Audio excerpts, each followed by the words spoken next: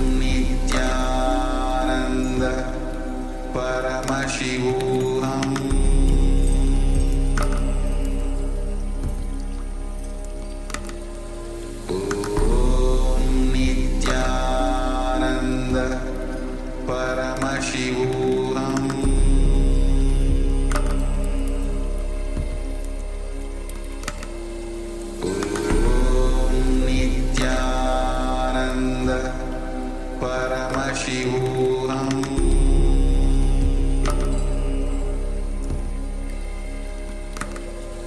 Om Nityananda Paramashivoham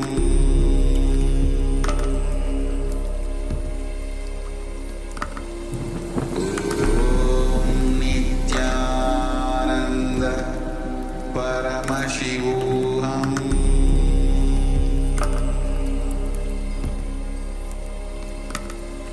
Om Nityananda Paramashivoham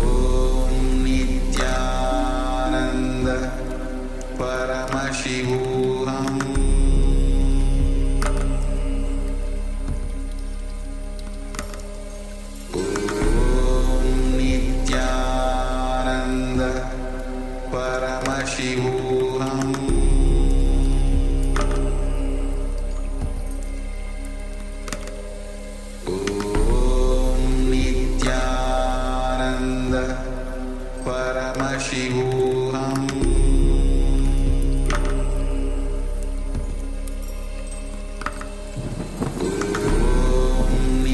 Nityananda Paramashivoham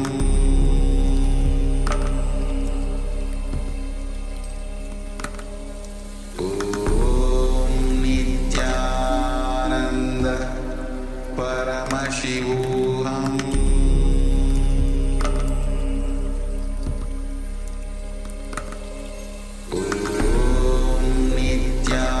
Nityananda Paramashivoham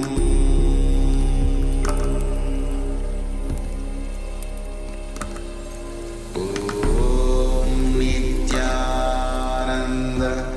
Paramashivoham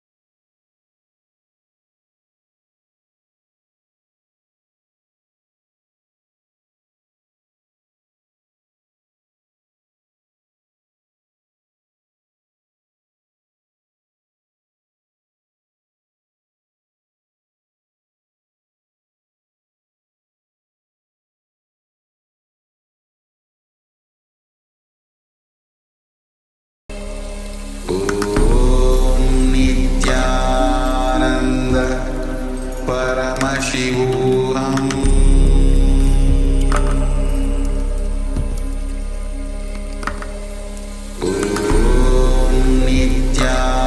Nityananda Paramashivoham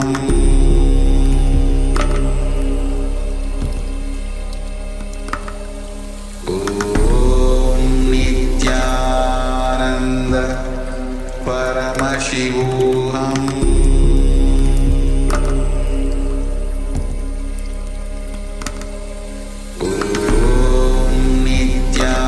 Nityananda Paramashivoham Nityananda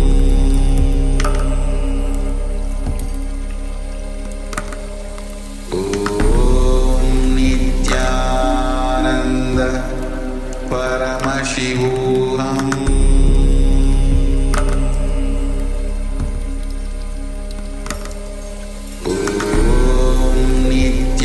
Nityananda Paramashivoham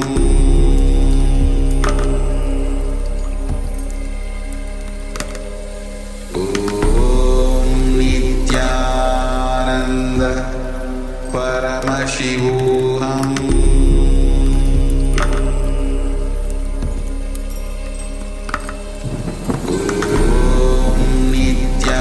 Nityananda Paramashivoham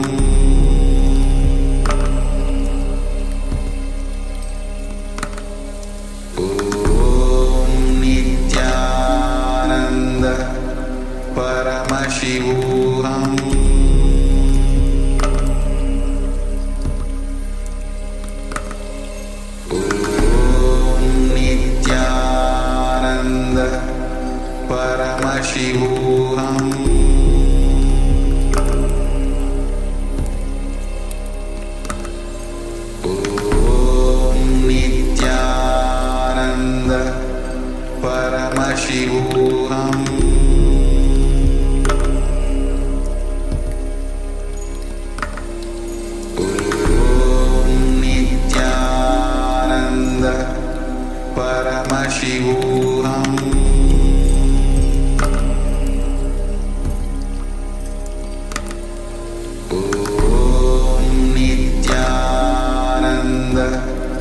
Paramashivoham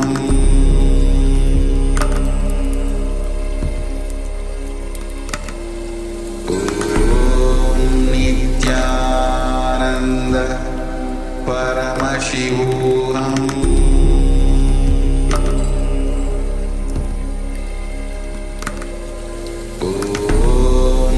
Nityananda Paramashivoham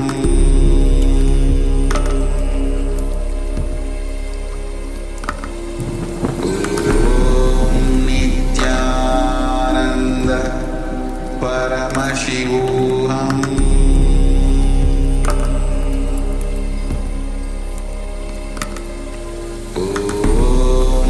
Nityananda Paramashivoham Nityananda Paramashivoham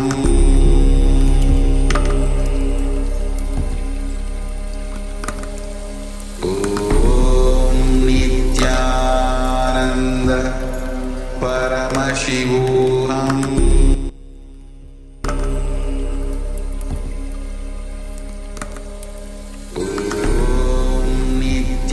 Nityananda Paramashivoham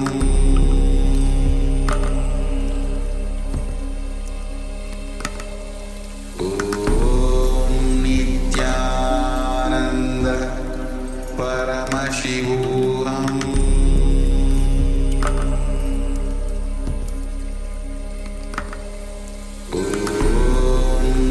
Nityananda Paramashivoham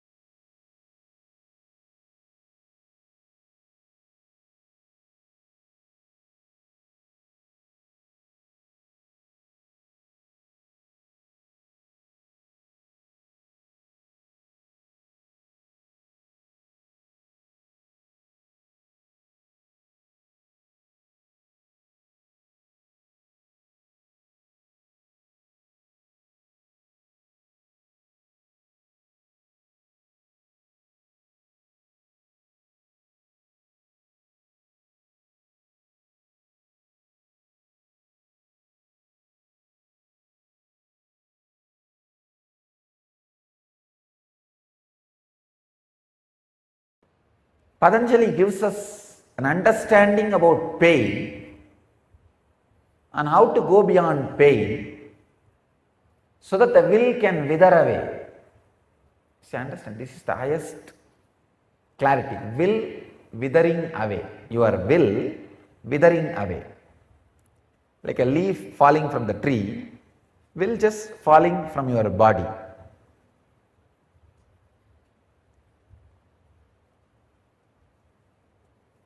Let's enter into the sutra. Dukkhanusayi dveshaha.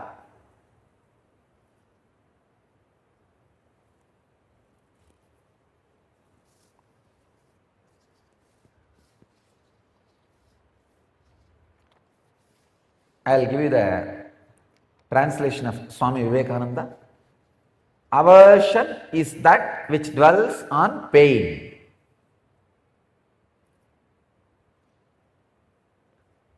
Swami Dwivedi translates as, that which dwells on pain is aversion. Aversion.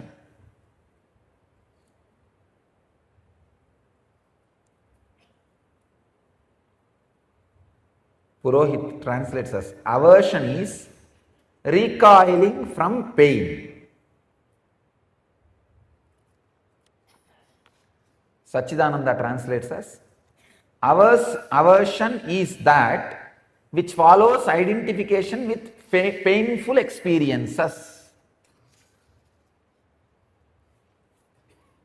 Every sutra I read of Patanjali, I understand his extraordinary genius, intelligence. As I said, each sutra is one skyscraper of Indian internal infrastructure.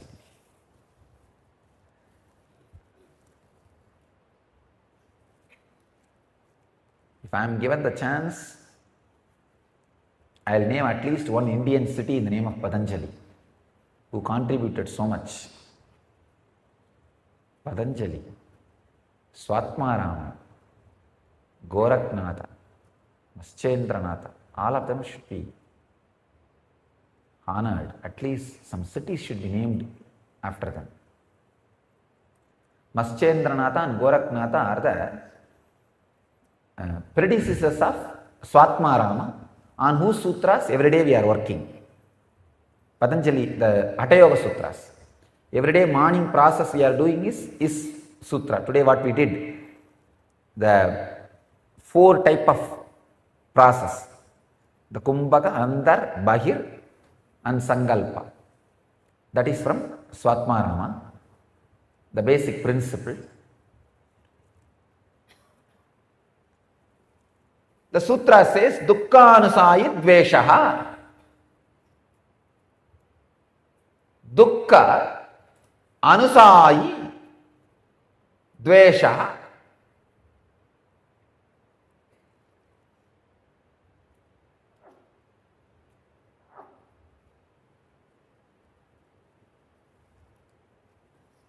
The word anusayi is translated by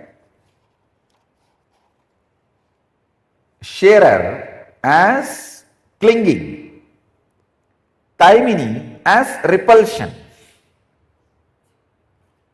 That is the power of that word. Understand, anusayi is translated by one translator clinging, the other translator as recoiling. But both makes meaning. That is the fun of, that's the beauty of Sanskrit.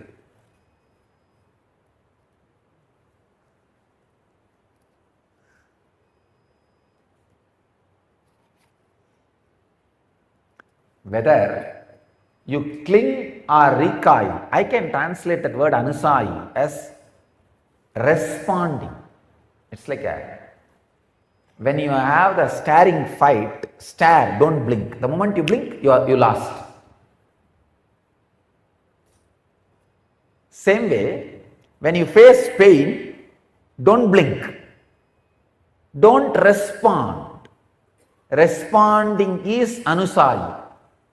This is a very critical word in the sutra. Dukkha is dwelling upon pain, or clinging to pain, or recoiling from pain. That center word anusayi is translated as clinging or recoiling. But both will make meaning. If you respond, you are caught.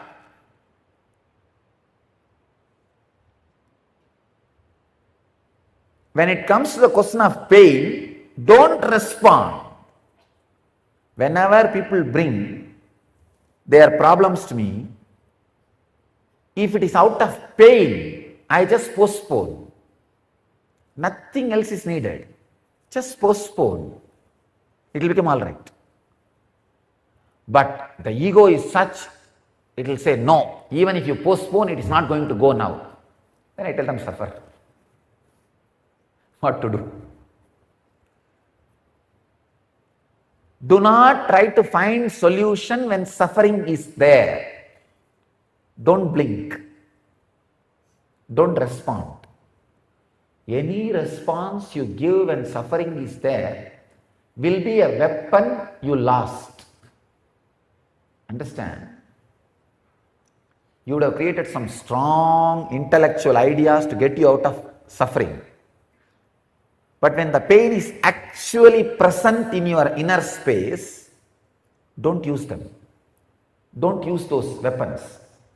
Because even if you use, the pain won't go. You will lose confidence over the power of the weapon. And what has actually happened, you lost the weapon also, that's all. Not only the pain won't go, you lost the weapon also. The only thing you need to do during the pain is Don't blink. What can be done? It is there. Don't try to solve. Don't try to cling. Don't try to recoil. Recoiling or holding, both are going to create trouble. Both are going to create trouble. Many times I see how for no reason people suffer. Just for no reason people suffer. See, oh God, what an unconscious, foolish mind which attracts so much suffering for no reason, just no reason.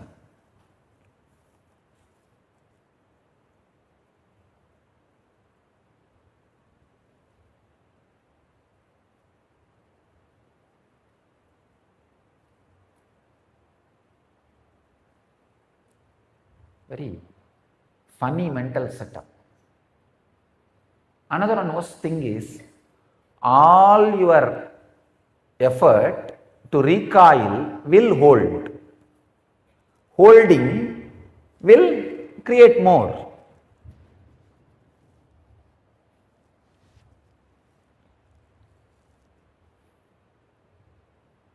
The word anusayi is a powerful word. I can say the exact meaning of the word anusayi is shadow. Shadow is neither holding nor recoiling. The signs of shadow is, if you go on in your life, that will follow you. If you try to catch, you will never be able to catch. If you carry with your life, pain will be your slave.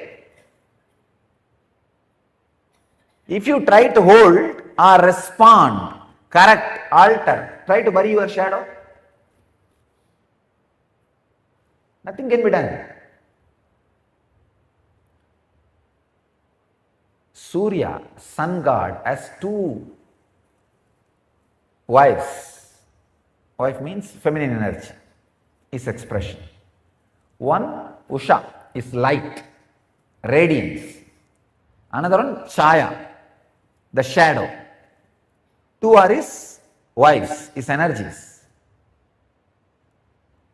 The Usha has a positive existence. Chaya has only negative existence. Understand, all of you need to know, the Yamadharma and Shani, both of them are Chaya's kids. Lord of death, Yamadharma, and Sanishwara, Lord of suffering. Both of them are Chaya's sons. It means what? They do not have positive existence. They are like shadow. Death and suffering has no existence. It's a shadow. All you need is don't blink, that's all. Don't respond.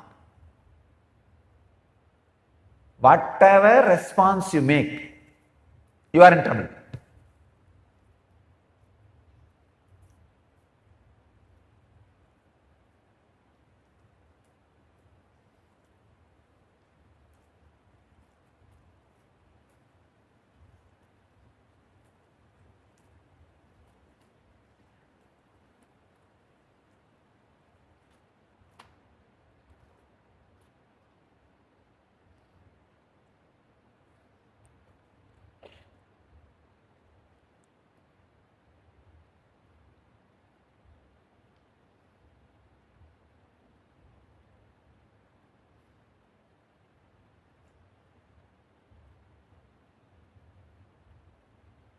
Shani and Yama, both concepts.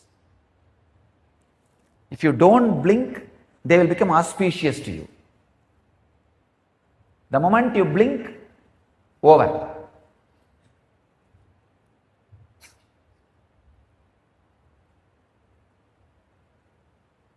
Anusai, response to your pain. Hatred or aversion is response to your pain. Any response it can be. The moment you respond, it is hatred. Whether you want it or don't want it. Any response you do for pain is going to be hatred. See, if you want pain, then it is hatred, suffering. If you don't want, again it is hatred, suffering. So you are in a big soup. So not responding is the best way to handle pain, to handle suffering.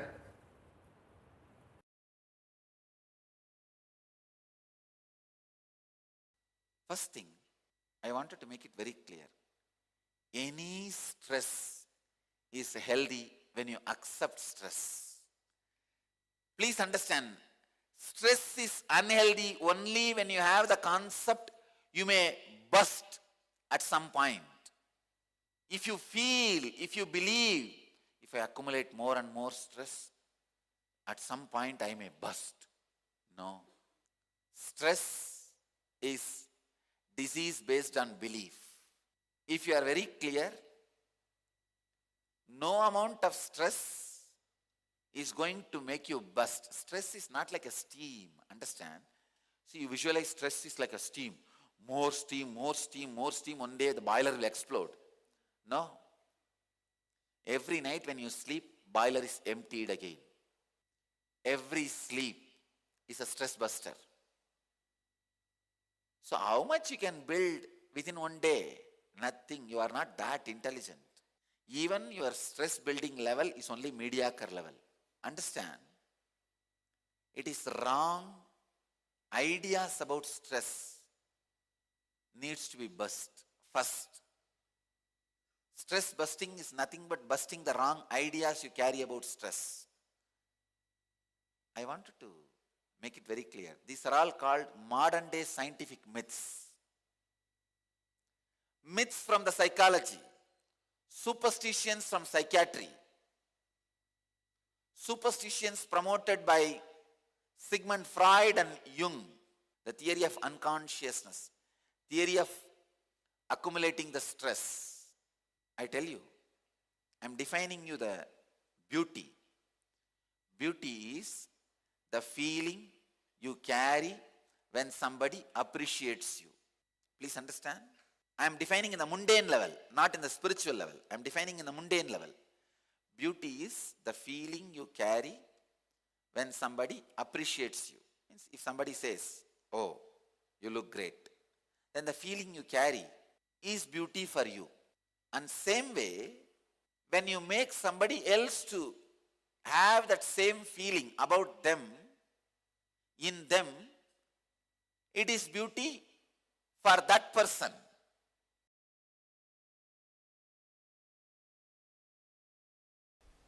O best among men, that wise person who is not agitated by these and who remains centered in the midst of pain or pleasure is eligible for being in the state of immortality.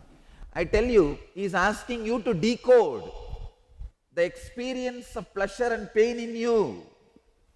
See, this whole NSP I am trying to do is helping your biomemory to decode the secret code of pain and pleasure. For each one of you, the pain and pleasure is a different programming, different software. Don't try. When you decode, you will not have pain. You will be all the time elated, even when no objects come in contact with your senses.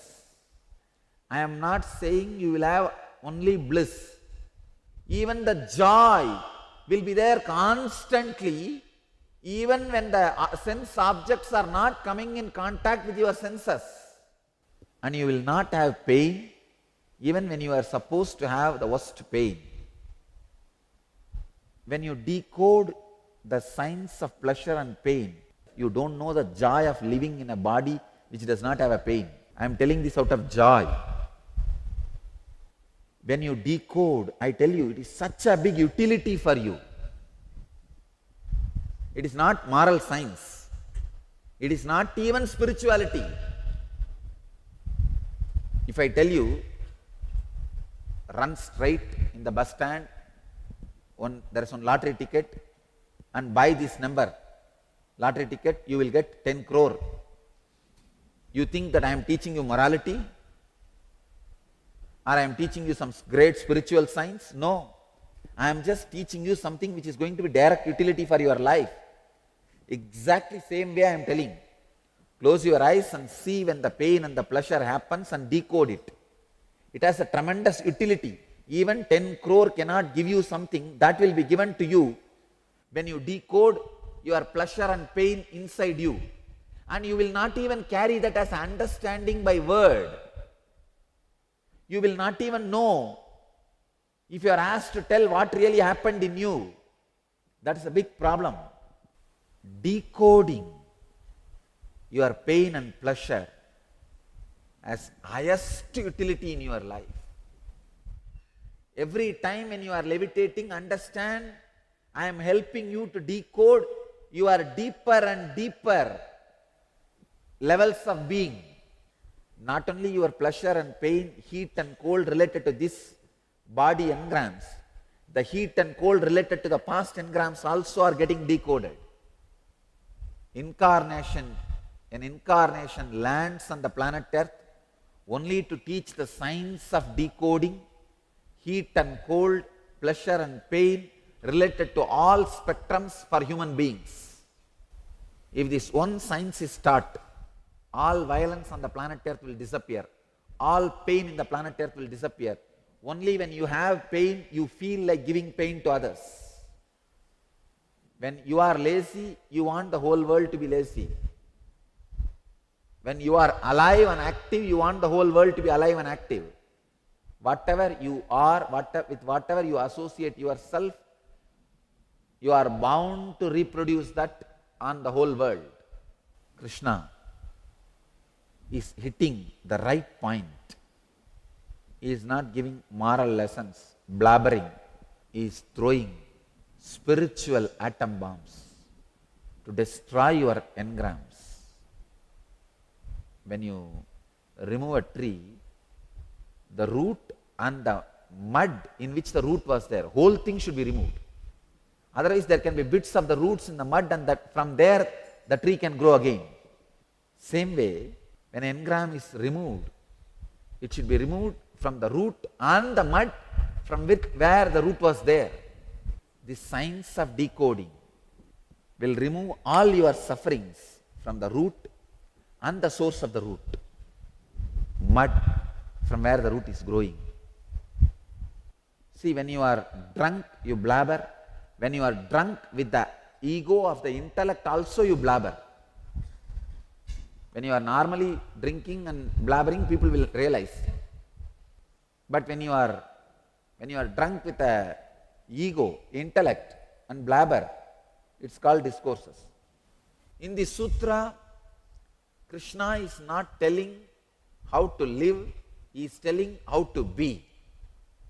In the meditation process, just sit and open yourself completely. If there is so much of corruption is going on in the accounts, what naturally a CEO will do? He will stop all the transactions, get everything open, tear them to pieces and evolve the system, process. Same way, stop all the transaction for 2-3 days. Stop all the process inside you and relax and look in. Something seriously wrong. Where am I heading? How am I going to survive? Do not tolerate even 1 inch suffering, I tell you. So don't make any frame, rule, the moment you hear Krishna's words. No. Sit and see what is the root mental pattern for all my actions? Touch that root mental pattern. You may be having the mental pattern. Whenever certain pleasure arises, that is going to be eternal. Or whenever certain pain arises, suffering comes, depression comes, you feel it is going to be there forever. That is what is the wrong cognizance. Take Krishna's words as a writ petition. Analyze, take the right cognizance, then start living. Krishna's words are not law.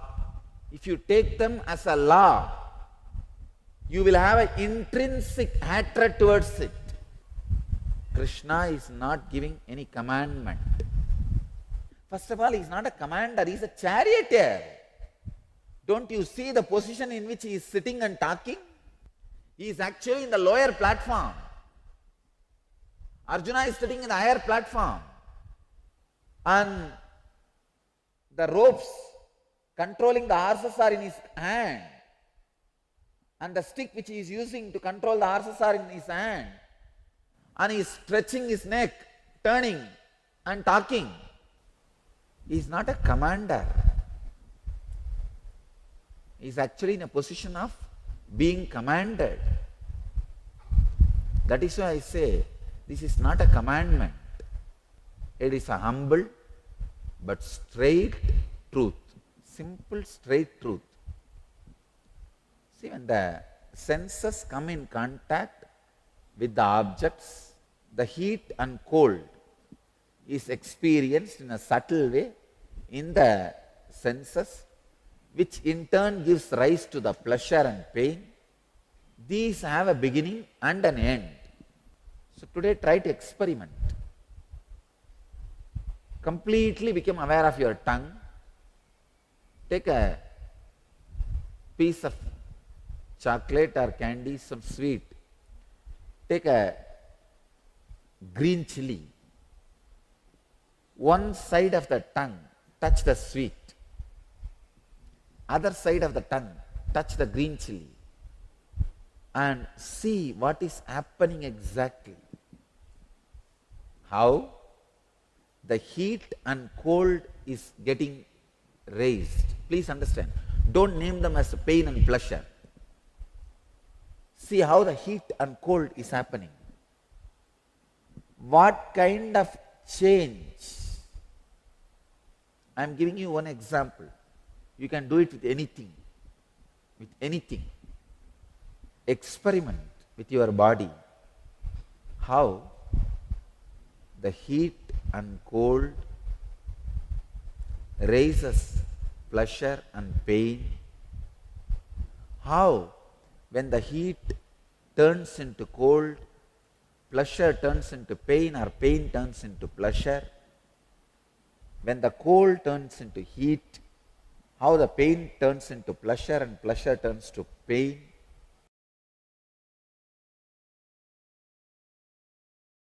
The sacred secret.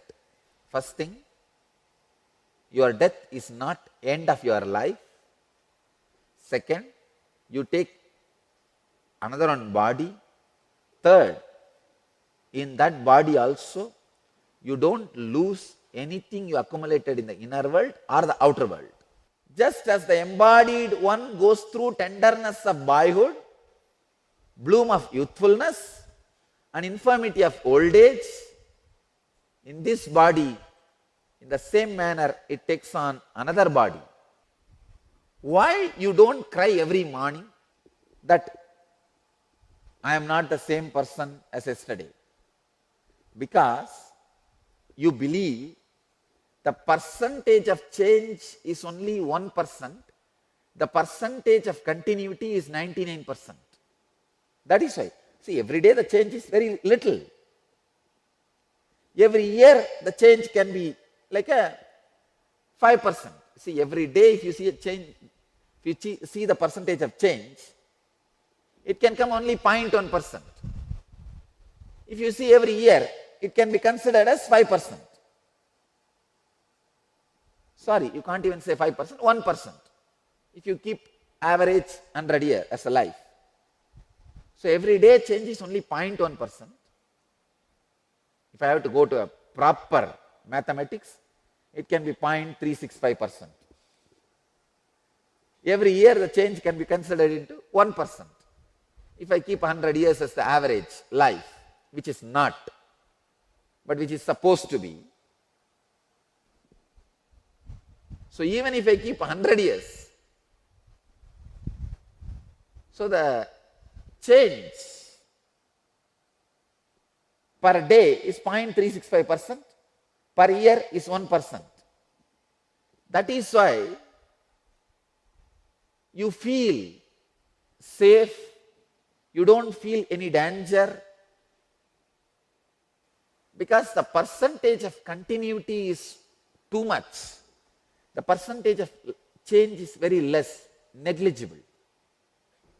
If you compare with your conscious level, death also, the percentage of change is too negligible. Please understand. You compare based on whatever you feel as you. What you feel as you, your body and mind. So today morning you wake up and see, I feel this body and mind as me. So based on this understanding, the yesterday and today, the change is negligible. So I don't need to cry, worry about it. I can carry on. I am continuing. This is the reason or the conclusion or the logic with which you come to the clarity you are safe. All you need is just a small cognitive shift in what you feel as you. If I keep 100 years as the span, the change per day is actually only 0.0027%. 0.0027%. That's it. So that is the reason you feel the change is negligible. I can continue. Life is safe. Understand, all you need is one small cognitive shift. Instead of you feeling your body and mind, if you feel you are the mixture of body, mind and consciousness, you are totality of all these three, immediately, even when the death happens, you will feel, wow, the change is only 0.0027%. Let me continue. The percentage of continuity is more than the percentage of change. That is why in the Smritis, in Vedic etymology, what is the word for the Vedic science of time, the chronometry of Vedic tradition, we say for the person who is awakened, Dvija, twice born, for him one life is one day. 1 year is just one day. For Devas, 1 year is one day. For the awakened one life is one day. In the Vedic chronometry, science of measurement of time, we say, if your concept of who you are, if that gets expanded, the time span available for you becomes more. As long as you think you are only body and mind, you have only 100 years maximum to live. The moment you start understanding you are body, mind and conscious also, I am not saying you are not body and the mind. I am saying you are more consciousness, less body and mind. Then even the change of body you will feel, wow, hey. The change is only 0.0027%. The continuity is huge, Why bother?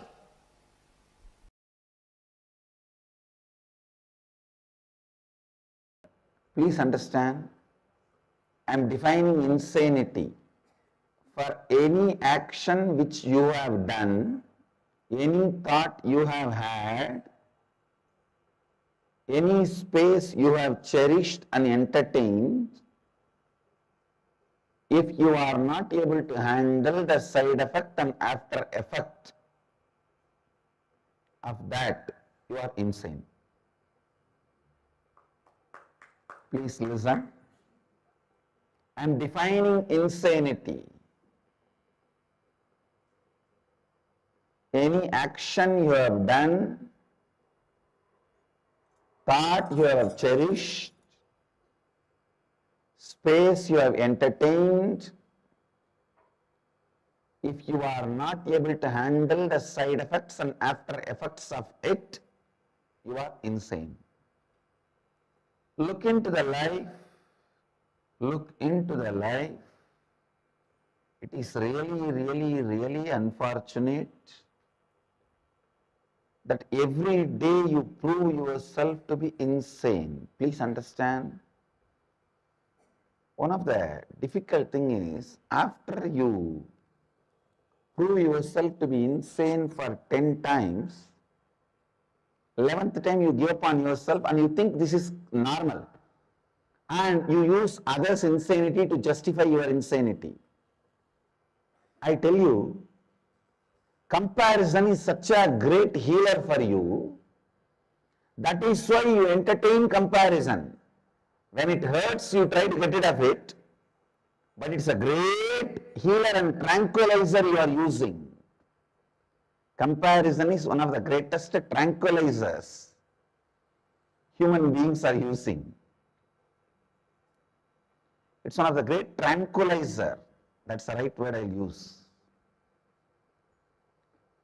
To keep you remain unconscious, to keep you in the same space of unconscious, to keep you aware in the space of unconsciousness. Comparison helps. Oh, all human beings are like this only. All are like this only. No. All are not like that. All are not like that. It's very unfortunate. It's really unfortunate. Understand that we justify others' insanity for us to remain insane. Just because others are unconscious, we come to the conclusion we can also be unconscious. No. No. Move your life from the pattern of unconscious and struggling. See, any guru, any master, any incarnation can give the signs. They can make you even realize, but you have to realize. Understand? You have to realize. Finally, the living has to be done by you, not by anyone else. No one else can realize it for you.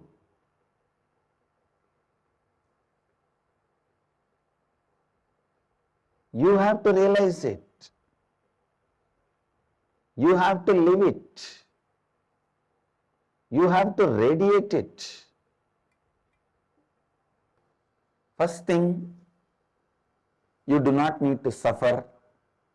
Second thing, you don't suffer because of your ignorance. You suffer because of your arrogance.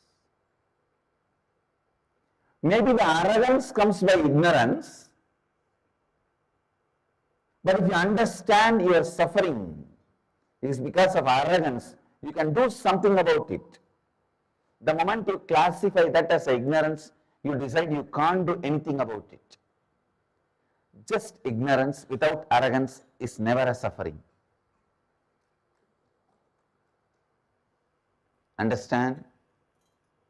Just ignorance without arrogance is never a suffering. It is the deadly combination of arrogance and ignorance is suffering. Deadly combination of arrogance and ignorance is suffering. That's the exact word I'll use. Deadly combination. Deadly combination of arrogance and ignorance is suffering.